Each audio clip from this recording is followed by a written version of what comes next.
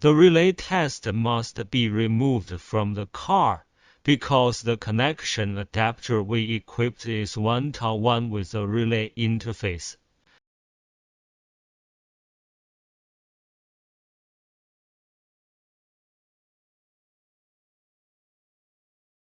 After the relay adapter is connected, I press the yellow function button on the GT101.